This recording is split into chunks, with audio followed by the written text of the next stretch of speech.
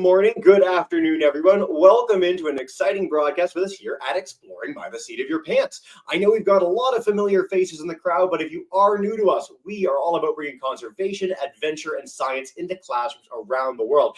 And you have picked an awesome day to join us because we are kicking off a series that I wanted to make happen for years now in conjunction with the amazing folks at the Canadian Wildlife Federation. So they do such incredible work to protect wildlife coast to coast across Canada and to educate kids and the public about how amazing and majestic all of that wildlife is. So I'm thrilled to get to kick it off today. We were supposed to have a program yesterday, but then there was this crazy eclipse that happened, and those don't happen every day. So we had to postpone that one to Thursday. But rest assured, if you're keen on whales or pollinators or turtles or grassland birds, there are some more incredible broadcasts to come. You can check them all out at our wildlife series right here, in addition to the amazing stuff at the Canadian Wildlife Federation generally, which I will make sure all our classes have by the end.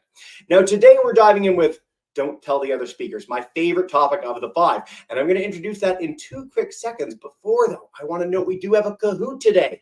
So if you are keen to join us for a little 4-question quiz between our talk and our Q&A, you can head to that game pin, get that ready. In about 25 minutes, we're going to do that, test your understanding, have a little bit of fun before we dive in with our question period. Now, today, I am so thrilled to welcome in Dr. James Paget. He is an amazing conservationist, an amazing educator behind some of the coolest initiatives in Canadian history to get kids like you out and about, enjoying the outdoors and finding wildlife. And today he's going to talk to us about my favorite group of creatures in this whole series, which are bats. Bats are really misunderstood. A lot of you might be afraid of bats. A lot of you might not know too much about bats. Bats are one of the coolest kinds of creatures on planet Earth. And James is the perfect guy to explain just why that is, what the Canadian Wildlife Team is doing to help protect them, and to understand a little bit more about them with you. So if you guys are as excited as I am, let's buckle up, join in. James, thank you so much for joining today, and welcome to the program. Hey, thanks. My pleasure. And what a coincidence. They're one of my favorite creatures, too. That is no way. I'm shocked to hear this. Well, I know you've got a lot to share with us. If you want to dive in, I'll zip my lip. I'll put myself in the background, and you can blow our minds the next little bit. Perfect. Thank you so much. That was a great intro. Great. Yeah. So I'm at Canadian Wildlife Federation. We are based in Ottawa, Ontario, but we have projects, as Jesse mentioned, all around the world, on species that are found all around the world, I should say. Some in Canada, some beyond. We also have an education team that has a whole bunch of programs, as Jesse mentioned. Some of those, the link down at the bottom. We have things to deliver to the youth, like the Wild Outside, our Wild Family Nature Club, and the Canadian Conservation Corps. But as we just talked about, I'm going to speak to you about one of my favorite groups of animals, which is bats. And I say groups of animals because there are more than just 1 or 2 kinds of bats in the world. And these kinds, every different one is called a different species. So you don't have to answer this right now, but just something to think about as we go forward. I'm going to give you the answer in a minute. How many different species of bat do you think there are in the world? Okay, so we'll come back to that in a second. So overall, the group of bats is called Chiroptera. Now, just like you have a group of birds, and within that you have robins, you have blue jays, you have crows. Within those, you have different bats as well. And Chiroptera means hand wing. And that's because when you look at a bat, you see the arm, that's the forearm right there. That's like our arm. But the fingers are all these long extended fingers. That's like their hand, which makes up their wing, which you can see right here. So that's why that name means hand wing. So now we think about bats across the world, and you see the map at the bottom shows where there's higher diversity of bat species. Diversity means the number of different species in one area. So in the red areas, we have this high diversity with lots of different species of bats. In the blue areas, we have other areas that have less diversity, less number of different bats, but they're still around. So we have bats almost everywhere in the world, which is really cool. So now for the answer, how many different species are there? We know that there are over 1,300 different bat species in the world. And actually, we're finding new ones every now and then in these like tropical areas, maybe the areas that aren't as explored. Here in Canada, which I'm going to talk a little bit more about Canadian bats than other ones, but here in Canada, we have about 19 different species. Now, because there's so many different areas that they live in and different bats around the world, they all have developed very differently over their century or their millennium, like the thousands of years of evolution of bats. And so there's a huge variety. We have the smallest bat in the world. This is a full-grown adult. It's about the size of this person's thumb. And this is called the bumblebee bat. Right up to the largest bat in the world, which is the golden-crowned flying fox, which its wingspan, so if it opens its wings, it's about 6 feet. So that's wider than most adults are tall. So it's a huge bat. These are all both species of bat, but just very different. They also have different things that they feed on. We have bats that are nectar-eating bats, just like hummingbirds and bees. They eat the nectar. And we have insectivore bats, which means they only eat insects. And they have different roles to play depending on where they live. So these roles, we can call them ecosystem services. So these things that the bats do in the ecosystem. So for the ecosystem, they provide pollination, just like bees do when they visit a flower, go from one to the next, and they spread pollen. We have others that distribute seeds, kind of like birds as well, when they eat fruits, and they ingest the seeds and they poop them out, and then that reseeds the plant. And we also have ones that eat insects, as I mentioned. And these are all really important to people too.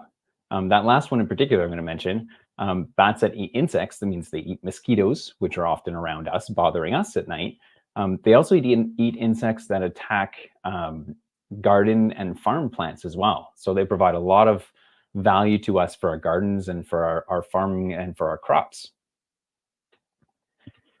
Now, bats are really important, but some people find them a little bit scary. I don't. I think they're pretty cool, but some people find them scary.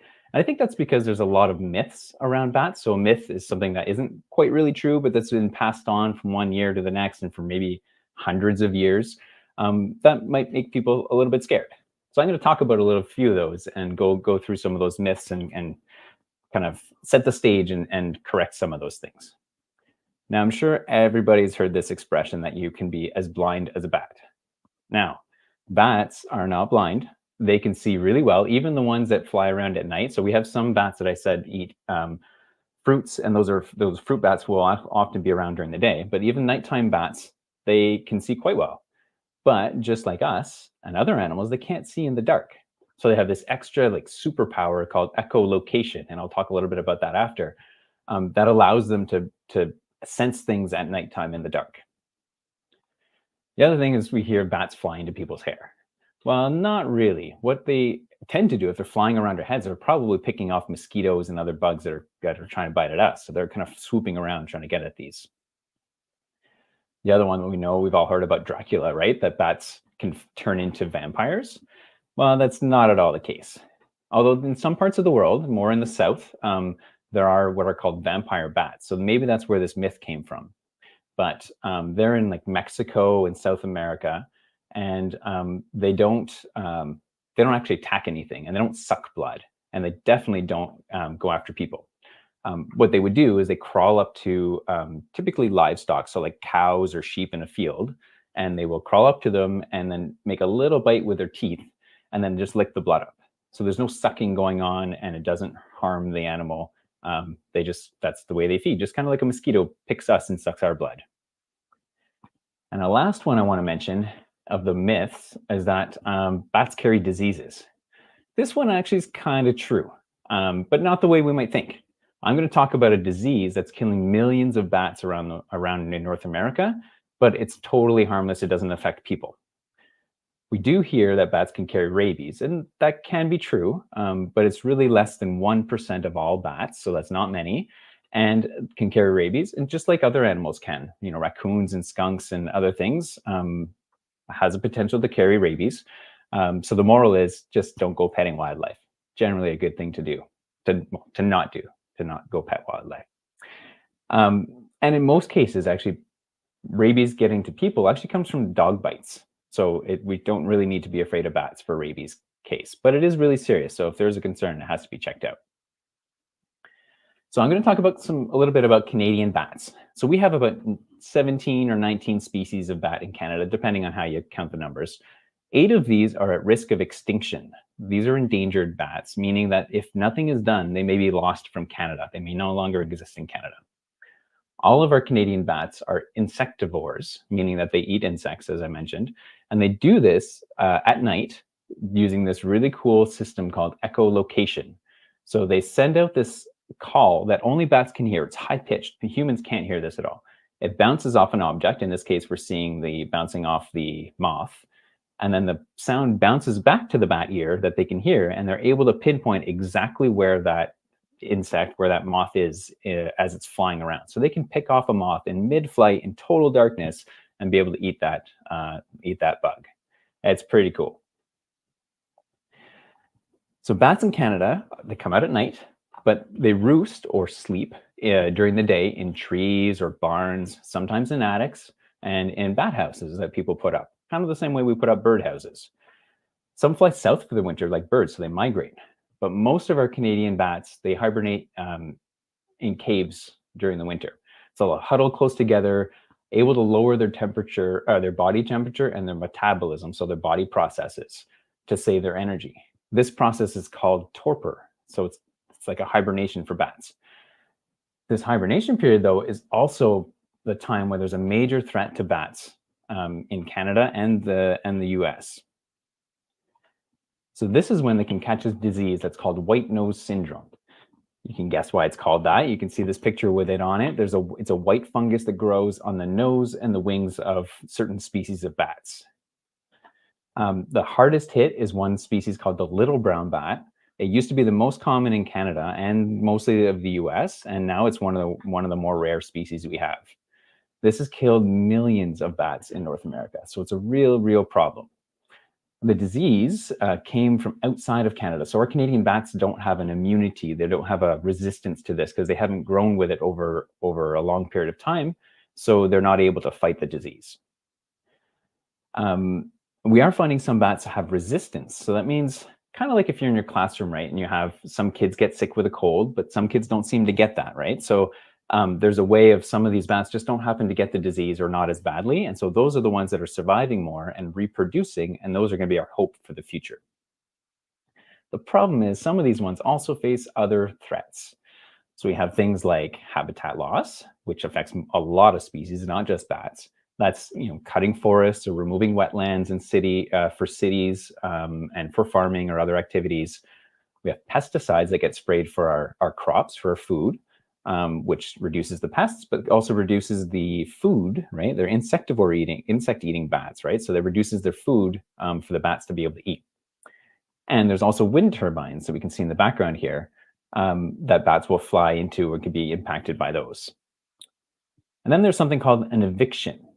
This is where something is kicked out of somewhere and can't get back in. So have you ever been sent to the hall during class? Kind of like that, except when you go to the hall, it's usually not forever. At least you hope not, right? But for bats, when they're evicted, they get kicked out of their attic or their space that they're in. They usually can't ever get back in. So we want to know what happens to bats when they get evicted. So they get removed from a place, and this is done humanely. That if they can fly out of this black area here, it's like a cloth over their hole. They fly out, but they can't get right back in, and you'll see a good example of that after. So what happens to them afterwards? We were looking to find that out. So one way we can do that is we can actually track bats using little radio tags. So we do this by, first of all, catching the bats. So we set up nets like this, kind of during the day before bats leave at nighttime. And then when they fly through the area, they'll get tangled up in this net. It doesn't hurt them. They get kind of tied up a little bit. And then right away, we bring the net down and we take the bat out of there so that they're not hurt. All the times we've done this, we've never injured a bat taking them out of the net. Then we want to know a little bit about them. So we weigh each bat. This bat's in a little bag. It's just kind of tied up in there. We close the bag off. We weigh the bat. We measure its arm length. That helps us identify the species and how big the bat is. And we identify whether it's male or female because we want to know a little bit about this bat. We can also tell if it's an adult or a juvenile basically being a baby that was born this year. And we can do that by looking at the bat's wing through a light like this. And you can see there's a little knuckle. Remember, these are the fingers. This is a little knuckle right here. And in adults, this is an adult bat because this knuckle is like a solid dark color. If this was a juvenile or a young bat, there would be a little line right across the knuckle in here that you can almost see through. And that's because that bone hasn't fused. It hasn't grown together just yet in the babies. Now, all we can tell is if it's an adult or a young bat. we can't tell the exact age. Bats can live up to 30 years, some of these species. So we'll know that this bat in this image is at least 1 year old, but it could be 1, it could be 20. We don't actually know that.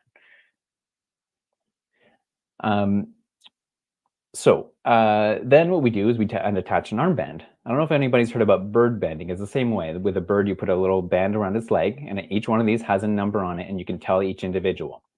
So this is us with special pliers, and not regular pliers. This doesn't hurt the bat. It just pinches this little clip around the wing, and it has a little band, like a bracelet.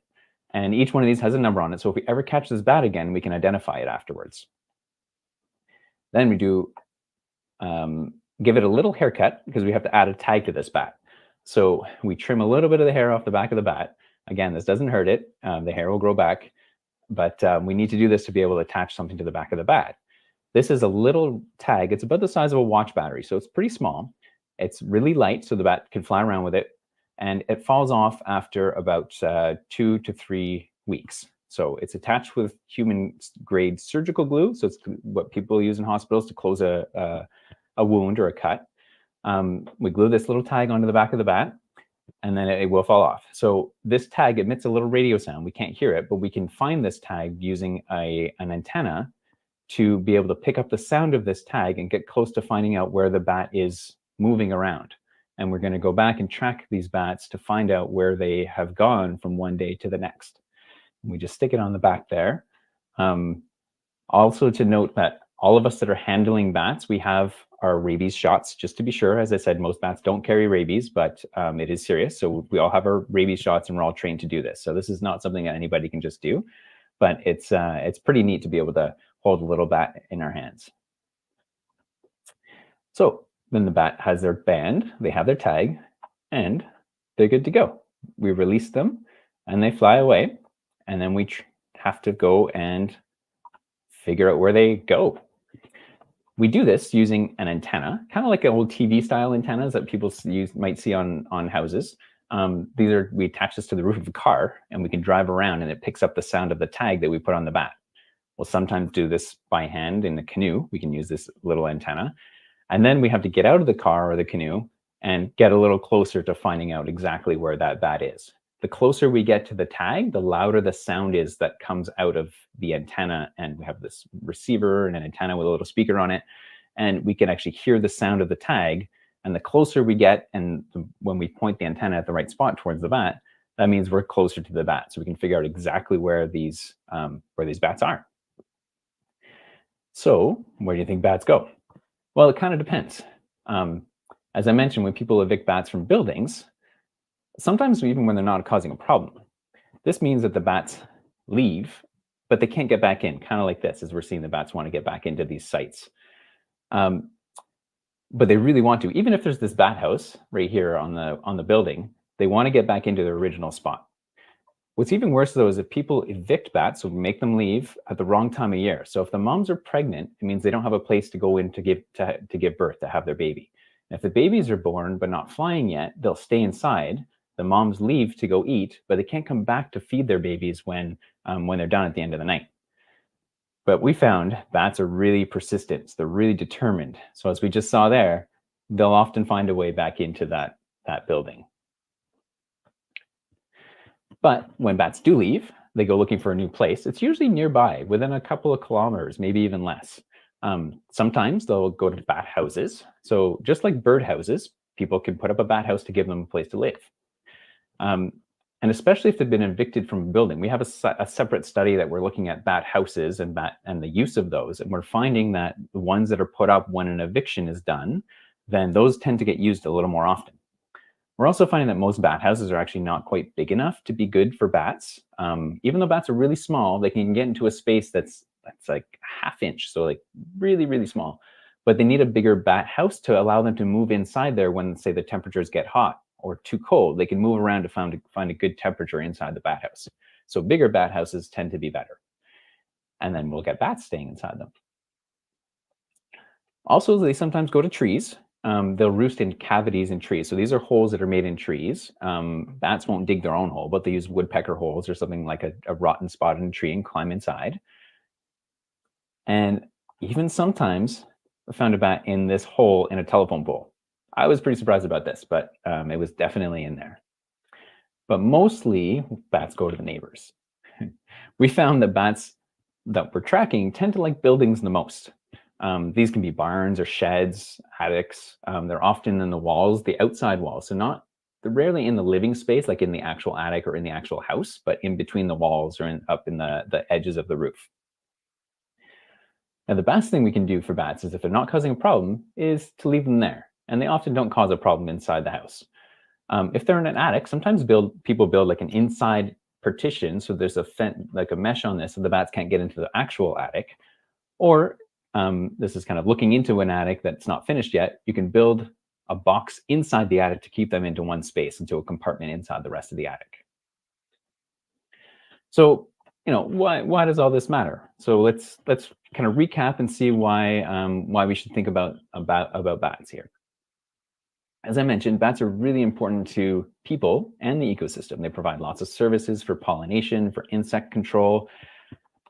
They face a lot of threats, and actually all the threats are caused by people. Habitat loss, wind turbines, pesticides, and the disease that I mentioned that comes from elsewhere was actually not intentionally, it was accidentally brought in by people that were exploring caves, and the spores, fungus like a mushroom will have spores, and they brought it back to caves in North America, not knowingly, and those spores got out into the caves, and now it's spreading in Canada and the US.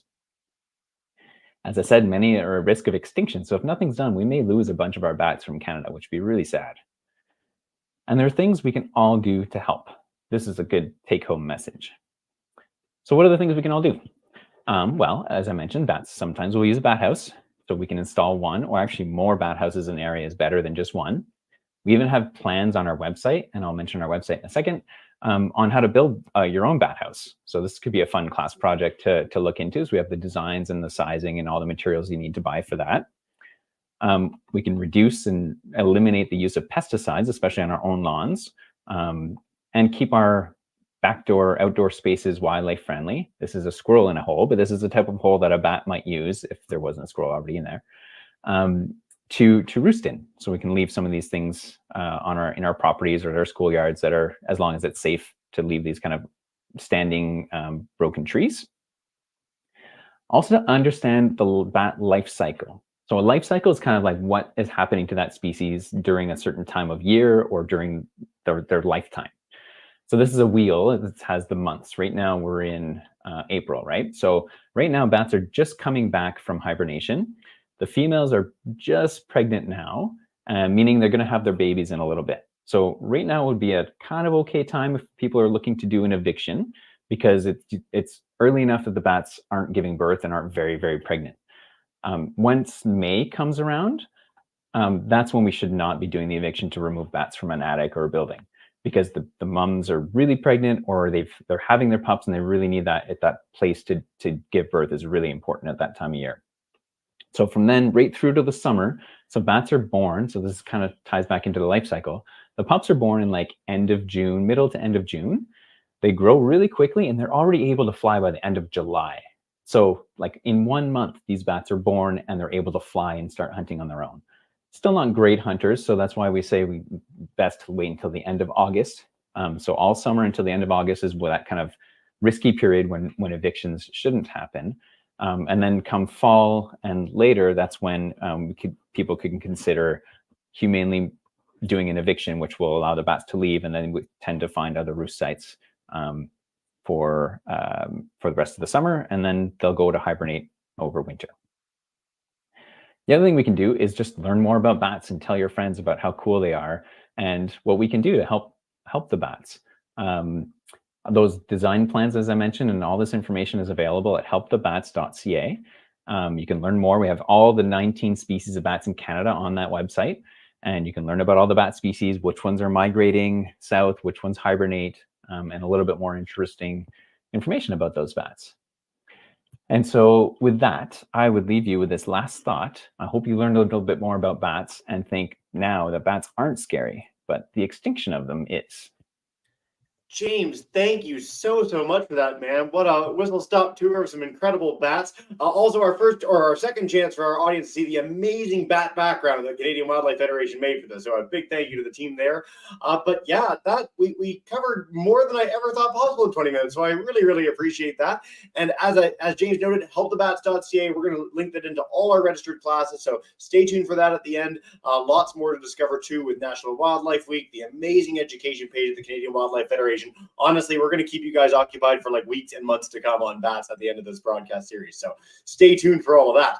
James, if you want to come out of screen share, you're welcome to. What we're going to do now is before we dive in with our Q&A, we're going to play our Kahoot together. So 4 quick questions that are all related to things James said, lo and behold. So if you guys want to, we're paying attention and you want to have the chance for bragging rights, what you win from this Kahoot is James and I's everlasting respect, which I think is pretty cool. So feel free to chime in. You've got about 20 seconds for each question. We're going to give you guys a second to come on in.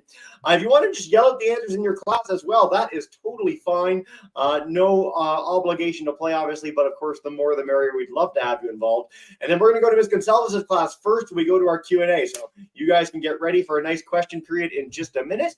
And James, we're going to dive in, man. The faster you answer, the more points you get, everybody. With our 3, it might be our live classes all together, which is exciting. Here we go. All right. Dun, dun, dun, dun. Everyone on YouTube thinks this is super cool. I agree with you, YouTubers. It is super cool. Bats are the best. All right, how many kinds of bat are there? We talked about this right at the very beginning. Who's listening? Is it 50, nearly 1,500, 125, or 9? Are there only 9 kinds of bat? I don't think so. I got a feeling there might be a lot. Let's see. What do we got? If anyone wants to chime in on YouTube as well, you can just write in your answers. The more the merrier. Don't be shy. All right. And the answer is, oh, everyone got that right. Cool. Our live class has got that. It's over 1,300. I got 1,400 when I was making this quiz somewhere along the line. So it's a lot. The bats are the most common group of mammals. Is it them or rodents? One of the two. Yeah, exactly. The second most common, aside from rodents. Yeah. There are so many kinds of bats. Flying is a very successful strategy. So very cool. Excited Dove takes our lead. So we go into question 2. If you are any of these people, let us know. All right. Of all the bats, how many are vampires? All of them. 3, 20%. 1 in every 5 bats are a vampire. Or no bats are vampires. It's a myth. I give a hint for you. The picture might include one of these creatures. Let's see. Get those answers in. Chime in as soon as you can. So we didn't say this specifically, but we did say it's a few. So no, it's not no bats or vampires. There are a few vampire bats. They're in Central America. We got Mexican vampire bats. We've actually featured programs specifically on vampire bats in the past, but none in Canada, none in the U.S. They don't go to the southern part of Texas. No. Very, very southern U.S. maybe, but mostly Mexico, yeah, and south. But I guess if some people actually took that literally to think they're like Dracula style vampires, then I could see how you might not have gotten that question right. But we all cleared that all up anyway, right? Exactly. All right, our question 3, true or false, bats are blind. We specifically covered this. I want 100% right on this. I mean, maybe the picture of the bat with the huge eyes looking at you might be a hint for those who are wondering. Dun, dun, dun, dun, dun, dun, dun, dun. Can't do the full song for copyright reasons. But all right, there's more of you now in the Kahoot. It's fantastic. YouTube, you guys are saying false. And yes, everybody got this right. Nice. Bats are not blind. They can see fantastic. James, look at this. We've inspired everyone. No one will. Well done. And actually, one thing I wanted to mention too, while I was talking about the echolocation, not all bats echolocate. A lot of them do. Hopefully that wasn't your next question. Most of them do, but there are actually a few that don't, and especially the fruit bats that can see, they fly during the day and they don't need to be able to have that sense at night. It's a very, very cool sense, but yes, and it's not my next question, so you're in the clear. Woo! Excited Dove keeps our lead. Ooh, by a big margin. What's going to happen in our final question? Okay, this is a multi-select, so there's more than one answer. Why are bats important? We covered this at the end. All right. A few we didn't cover specifically, but they might be there too, just as a hint. They're major pollinators. They eat insect pets that can harm crops. They learn about bats to help us develop medicines, or all animals are important. I want to stress for the series, all animals are important. It's whether or not they have a utility to people. They are very, very cool. And no one wanted to answer this. We threw everybody off. It is all of these. Bats are wildly used in all of these things. They're major pollinators. They eat tons of insect pests. When we lose bats in areas, it's really difficult to keep the insects away that are going to eat our crops. So bats provide huge ecosystem service in that way. We've certainly learned about medicines, particularly from those vampire bats, actually. And yes, all animals are important. This is something that we're going to be coming back to all National Wildlife Week. So let's hopefully you guys get on board with that. All right, let's check our leaderboard, James, and then we're going to head to our Quebec class first. YouTubers, you guys are doing an amazing job, so keep sharing those questions. California, Quebec, we're coming to you both.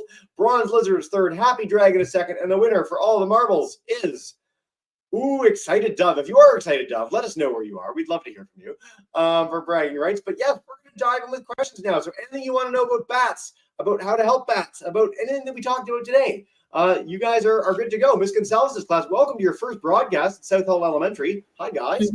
And Hi. Hi. Does anybody have any questions about that? questions, James? Who has a question? Colby? What's your question? What's the most smallest Colby? What's the most smallest bat? I guess she just wants to know again, what is the smallest bat? But I believe, James, you had said that. Yeah. Tell us again. Yeah, it's really well named. It's called the bumblebee bat. It's actually not much bigger than a bumblebee, so it's really, really little. Have you ever seen one of these bats, James, in person or not? No, those don't live in Canada, and I haven't been around over to see those ones. So yeah, Soon. that'd All be right. pretty cool. Great question, guys, to kick us off. Miss Becker's class, San Diego, welcome in. Unmute your mic and take us away. Then we'll take some from our YouTube friends. Hey, guys. Oh, yeah, you had it for a sec. There we are. Bats gone extinct? Are any bat species extinct? Oh, that's a good question.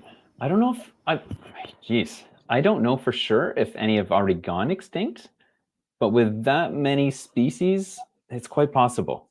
I know there are some, like I said, in Canada, the little brown bat was getting pretty close to extinction. I think they're going to do okay, but they definitely need our help. And I don't know, definitely not in Canada yet, but I don't know if other places in the world, if some species have actually fully gone extinct. That's a good question, though. This is a good question. And you stumped the scientists. This is something that Yeah, well done. Podcast. So and it's good news too that there's not any readily that come to mind that have gone extinct. Obviously, we don't want to make species extinct. It's why we have all these solutions to help protect bats. But a lot of bats are under threat. Specifically, white nose syndrome has been something that's been talked about in our broadcast for years. So they're not out of the woods yet. There's a lot of work to do. Yeah. James, we're going to take some from our YouTube friends. Nicole wants to know, how long do bats live and when do they start having babies? And this might be very variable given 1,400 species, but do tell. Yeah, I'll have to talk more about Canadian bats because I don't know all 1,400 bat species. Unfortunately, that'd be really cool to know all those. So bats, it does vary. Our Canadian bats, as I said, they're insect-eating bats. They can live up to 30 years, though, some of the species, which is a long time. It's actually one of the longest lived mammals per body size. Because you think of it's about the size of a mouse, and a mouse might live a few years. And that's kind of normal for their body size and their metabolism, like how fast their body works. Somehow bats are able to live a really long time for that small size. But they only have one pup, sometimes two per year, right? So that means if our population is low, it's going to take a lot of years to have enough babies to reproduce. And that's kind of why we still see bats at risk, because unlike mice that have, litters and they can have a new litter every few months, bats only can have one, maybe two pups, and that's only once a year. The good news is, to answer the second part of your question, is that they can reproduce pretty young. So when they're like 2 years old kind of things, they can start being reproductive. So that means, when a baby's born, 2 years later, they can already have babies, which does help, but they can only have one a year. Yeah. I'm so fascinated on why they live so long. Do we know why they live that? That's truly absurd. Like, we do a lot of questions around how long animals live in our broadcast, and that's really unusual. Yeah, bats have a really, really good immune system. So I think they're just they can regenerate cells quite well, and they just manage to live a long time for that reason. Yeah, very cool. It also helps, animals that can fly tend to live a little bit longer. And bats are the only mammal that flies. I know we hear flying squirrels. They don't technically fly. So I know they're called flying squirrels, but they're a little bit of a cheater on that. Yeah, so they'll glide from tree to tree. Bats can actually do powered flight just like birds do. And one of the reasons they can live longer for that reason is they can fly away to avoid predators too, right? It's a neat party trick. We were just talking about flying fish the other day, which also can't fly. They're in the flying squirrel camp, but they can't escape from being eaten in a situation where other fish would be instantly devoured. So it's a good thing to have. I'm going to take two more from YouTube, and then we're going to go back to Ms. Gonzalez's class. We've got a question about catching the bats. We showed this fantastic video of putting the tag on the bat. Do you catch bats multiple times, 2 times? Someone asked about up to 5 times with the same bat. Does that ever happen, or what's the deal? Yeah, that's a great question.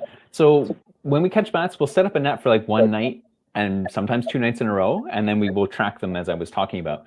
In the same night, yeah, sometimes we will catch a bat and we put that little armband on, remember? So we can know if we've re-caught the same bat. So sometimes we'll catch a bat, and when we let them go, we make sure we don't let them go towards the net. We'll go kind of farther away and we let them go so they fly off.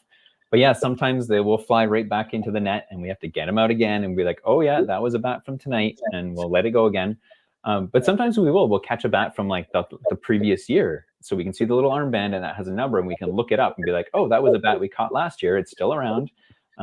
So yeah, we will catch bats over and over.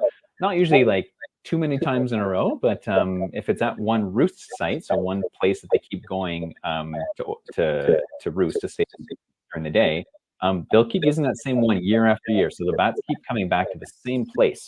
So it's quite likely if we do it, many years in a row, we'll start recatching the same bats every time. Very, very cool. How about that? Thank you so much for that very detailed answer. All right, we're going to go to South Hall Primary School, where Jasmine wants to say hello, James. And our question there is, are bats good for eating mosquitoes? This is a classic question. Yeah, great. Thanks, Jasmine. That's my daughter kind of listening in. Then yes, bats are definitely good at eating mosquitoes. They, like people, right? A mosquito is a pretty small snack. Not for people. We don't eat them. I hope not anyway. But if you're looking to have a larger snack, you might eat something a little bit bigger to tide you over. So bats will also like moths and larger insects, but they definitely eat a lot of mosquitoes. It's thought that bats can eat, up to 1,000 mosquitoes a night. Some people say 1,000 an hour, but that they can't sustain that the entire night, but they can eat almost 1,000 insects in 1 hour. 1,000 insects in 1 hour. I used to try and do that with like chicken nuggets when I was a kid, but you can never quite reach it because the mosquitoes are a little bit tinier. So that is a great question. Yeah. Thanks. Bats can eat their whole body weight in one night.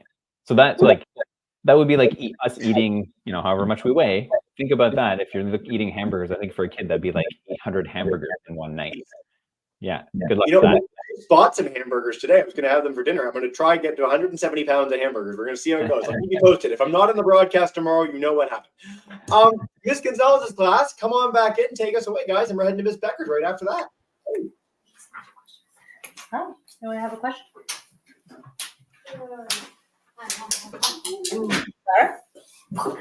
Lara, what's your question?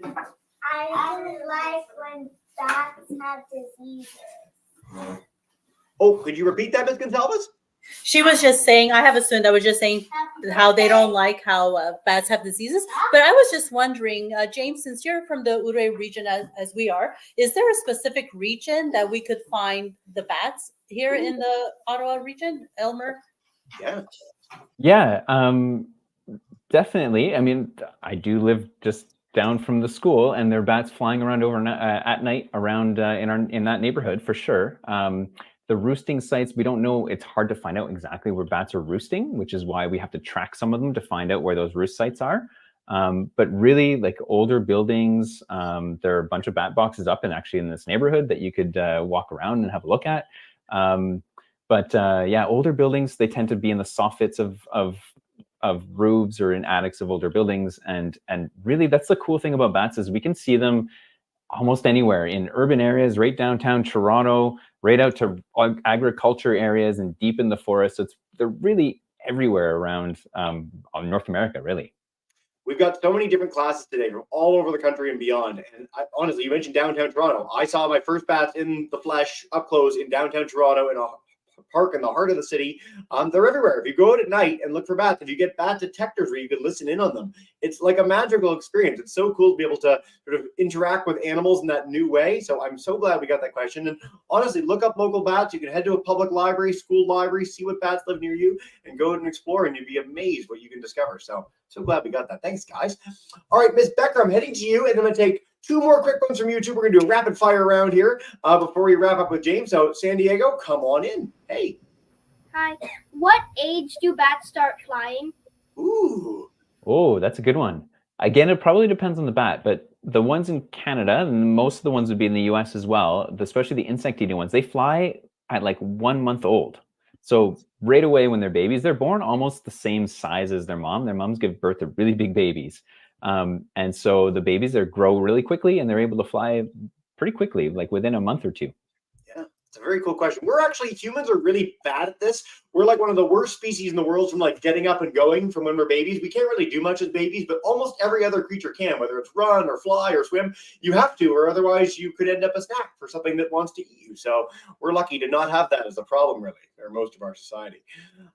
James, we're going to take a few more questions. I know we could talk all day about bats. I'm going to make sure all our registered classes have all sorts of resources to keep the learning going. The Canadian Wildlife Federation has so much on bats at helpthebats.ca, but don't worry if you're keen and you can't get your question in just today. There's lots more to discover. Miss Agrell Smith has a great question, which is, do bats live in cold places in the world and can they fly in the cold? Yeah, that is a great question. If you remember back, I showed a map early on that has a distribution of bats in the world. And yes, they live on every continent except Antarctica. So even in very far north in the Yukon, there's bats. In the very southern part where it gets cold as well. Yeah, they're adapted to the cold, and depending on the species, obviously. But even here in like kind of central, in Canada, bats will fly around even in the winter sometimes if it gets around 10 degrees. Even if it warms up a little bit of a warm winter day, some of the big brown bats will actually get out and fly around a little bit. Yeah, fantastic. Thanks, James.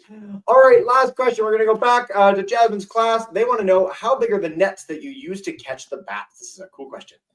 Yeah, that really depends. There's a few different setups. So we have some that can go, they're on poles, and we pull the nets to go really high, and they go up to about the height of a house, I would say, like a 2-story house, maybe a little bit higher than that. We have other systems that the bats, we can put like called a harp trap, but it's basically a little trap that the bats will fly into as they leave a roost site. So we put that right on an exit hole if they're coming out of an attic. So there's a few different styles. Yeah. Quickest follow-up on this, but it's a question that we didn't get and I'm surprised. Are the bats safe when they fly into the nets? Are we putting the bats at risk when they're falling into these? Yeah, definitely. As I was talking early on when I was saying we take the bats out, we take them out of the nets pretty much right away. They just basically stay there and they hang in the nets. They get tangled up, but the people that are used to pulling these out are very gentle, and we've yet to have an injury. The other system as well, when the bats fly through, they basically fly around one set of ropes, and then they kind of bounce off the second set of ropes and just kind of go down into a little bag and stay put there. So we don't have injuries. We have trained professionals to do that and to make sure the bats are all safe. I'm so glad you highlighted the trained professional thing. As cute and cuddly as they look, we want to make sure these are in the hands of people like James that know what they're doing. They're not going to put the bats at risk, and we can help conserve all the bats that we've been talking about in this amazing broadcast. Now, I'm going to do a few notes for things. If you want to check out the rest of our wildlife series tomorrow, we've got Pollinators on with Tracy, same time, 12:30 Eastern. So come on and join us for that. There's so many more resources at the Canadian Wildlife Federation site, specifically National Wildlife Week, if you want to check it out, and Hinterland Who's Who with some other incredible creatures across the country. Finally, most importantly, helpthebats.ca if you want to learn how you can help bats, build a bat box, do so much more to keep these amazing creatures around for centuries and millennia to come. Check that out. There's lots to discover. James, before we wrap up and I bring in our classes to say farewell, is there any last message outside of that you want to leave us with about bats or your work at the Federation? Yeah, I mean, I just want to say, I hope this kind of reduces some of the mystery around bats. I think people, get a little bit scared, but I think they're just kind of cool. They're mysterious at night. They're really helping us people out. But as Jesse said, they don't have to be valuable to people to be cared for and to be valued. So I think we just can all do our part and make sure we spread the word about bats. No better message than that for National Wildlife Week. Thank you to our huge audience today for joining us across the country and beyond. So nice having you, and I hope you'll join us for the remaining 4 broadcasts this week. James, what we do to wrap up every program, I'm going to bring in Miss Gonsalves' class, Miss Becker's class. If you guys want to unmute your mics and join me in saying a big thank you and farewell, we'd love to have you in. Thank you so much, everyone. Have a wonderful day. Bye for now, guys. Thank you so much.